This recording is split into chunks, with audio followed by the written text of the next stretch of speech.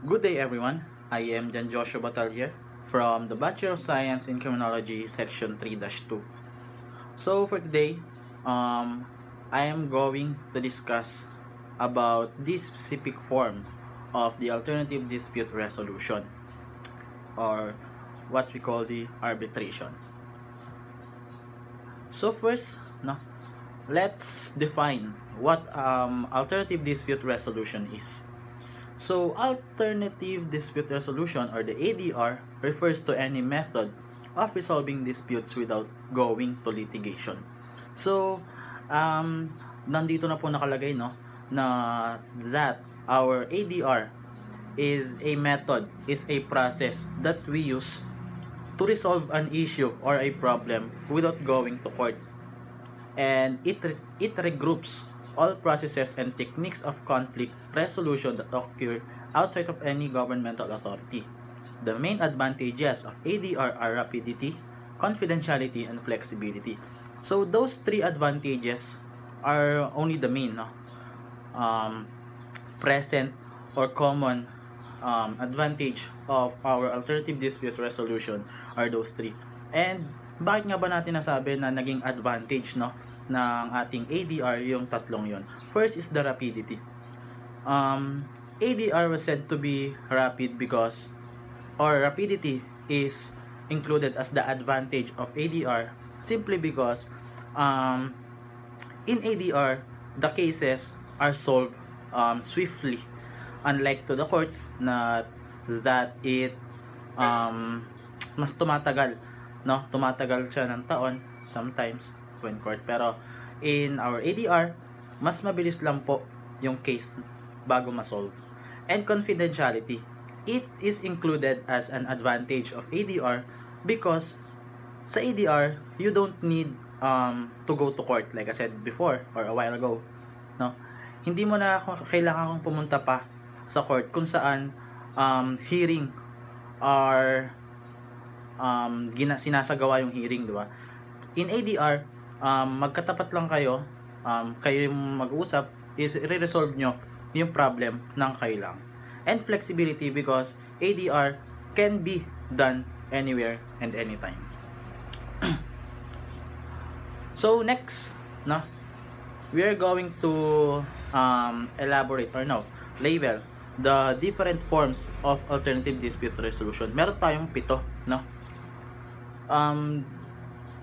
The 7 forms of alternative dispute resolution are mediation, arbitration, conciliation, mediation arbitration, early neutral evaluation, mini trial, and court annex mediation. But like I said a while ago this topic will focus on this specific form of alternative dispute resolution, which is the arbitration. So now let's define what arbitration is. Arbitration is a procedure in which dispute is submitted by agreement of the parties to one or more arbitrators.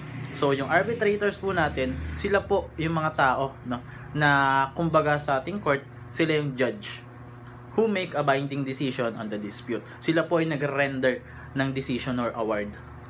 And when we say award po, ito po yung when we say award, ito yung binibigay ng ating arbitrator sa case or kung ano po yung ruling niya.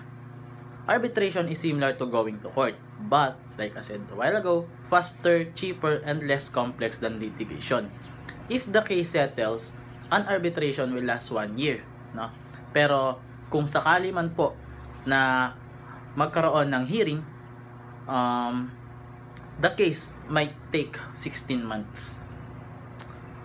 So now, since alam naman na po natin kung ano yung definition ng ating arbitration, now we are going to explore the history on how arbitration was introduced to the Philippines. So first year, the 1950s. In 1950s, the Philippines began to be more open to the concept of arbitration. So according to my source, the year 1920s, nung panahon ng 1920s, arbitration is hindi pa siya ina-accept sa Pilipinas. Why?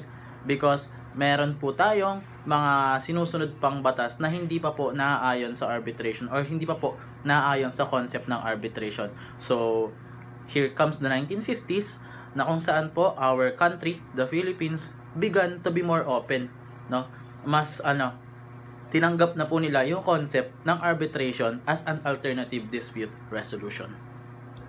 And on the year 1953, included pa rin siya sa 1950s, the Congress of the Philippines enacted the Republic Act number 876 or the Arbitration Act. So ito na po yung nagpatibay. Ito na po yung act that strengthens, no, the process of arbitration sa country natin. Next year, after the 1953, many clause or articles that was included in the Republic Act number 876 didn't actually aligned sa kung ano yung dapat na sundin sa international arbitration. Kaya noong taong 2004, the Congress enacted the Republic Act number 9285 or the Alternative Dispute Resolution Act of 2004, where the arbitration was included as an alternative dispute resolution. And tinanggap na po dito, or this is where when the aligned clause from the international arbitration is put, no, naka-align na po dito yung mga clause na hindi tumama dun sa Republic Act number 876 natin. And here comes the 2010, the Special Rules of Court on Alternative Dispute Resolution, the Special ADR rules were enacted. So nagkaroon pa po ng mga amendments dun sa ating current act about sa alternative dispute resolution. And lastly, noong 2017 po, inobliga ng Department of Justice na yung ating Office of the ADR para mag-amend pa ng iba't ibang clause sa ating batas. Okay. So now, let's proceed naman po sa different types or forms ng ating arbitration. So meron po tayong 4. First, we have these two, the domestic and international arbitration. So when we say domestic arbitration, pag sabi po ng domestic arbitration, it is a form of arbitration where one or more person are appointed to hear a case that takes place within one jurisdiction. So sa domestic arbitration po, dito po natin or dito pumapasok yung mga cases na nangyayari lamang sa isang bansa. Halimbawa po, company versus company, pero sa isang bansa lang po sila nangyayari or nagkaroon ng problem. And next, we have this international arbitration. Sa international arbitration po, ito naman po yung kind ng arbitration na where companies or individuals from different states is nagkakaroon ng problem, and yun po yung sinosolve nila through arbitration. So mamaya po yung example natin can be or is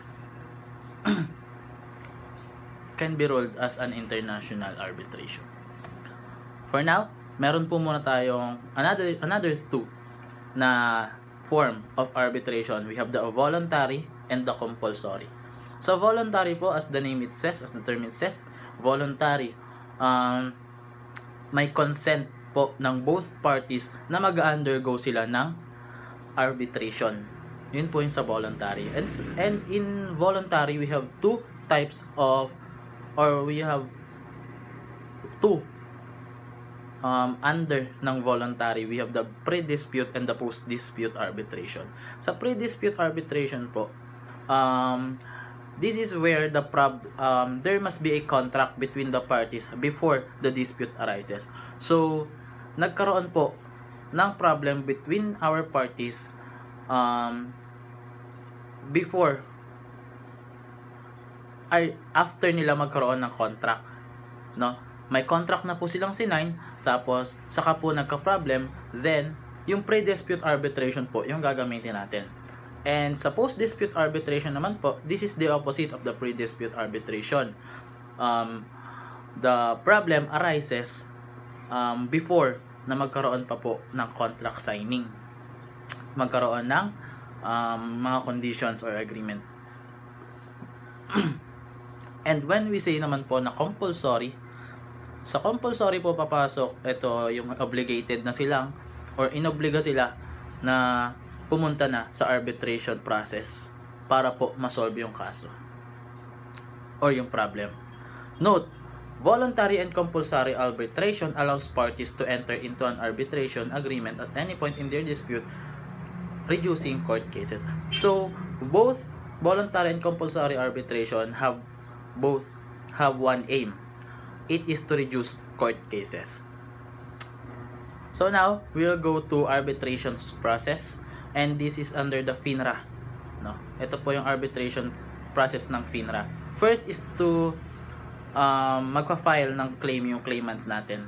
Lahat po, yung problem, issue, ipinapasa po through claims ng claimant. Second is sasagot po, or the respondent na included sa claim ng claimant natin, isasagot po, no, dun sa binigay na claim ng ating claimant. Then saka po sila mag-select ng kanilang arbitrators. Usually parties agreed, or sila po yung nag-a-agree kung sinong arbitrators yung kukunin nila. Second is the parties attend initial pre-hearing conference, kung saan ini-introduce po dito kung ano yung mapag-uusapan sa ating hearing. Next is the parties exchange discoveries, initial usapan, initial agreement, kung ano po yung kailangan pang isolve. And yung parties attend hearings naman po, dito naman po papasok na yung pinaka main hearing, na kung saan kailangan na mapag-usapan ng both parties kung ano yung gagawin nila to solve the case. Then that time, the arbitrator or our arbitrator will render their decision. Arbitration's place and language. So in our arbitration's place and language, the parties can choose their place, but if they fail to do so, the place of arbitration shall be in Metro Manila. And on the language, the arbitral proceeding should be in English or kahit ano pong piliin din ng party. Pero kung they fail to do so, the language to be used is English in international arbitration and English or Filipino for domestic arbitration. So, eto na po, no, yung sinasabi ko where our international arbitration is nasabi, or ito na yung dito na papasok international arbitration.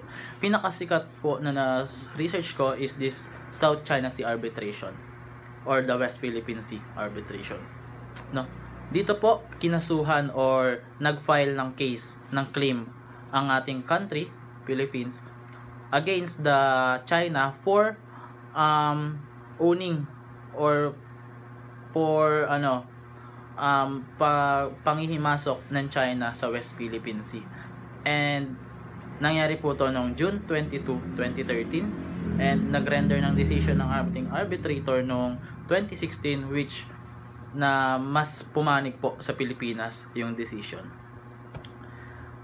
And I will leave you this quote, no, from our very own William Shakespeare. See first that the design is wise and just, that ascertained, pursue it resolutely. That's all for today, or for this topic. Again, I am Jan Joshua B. Batalier. Thank you for listening.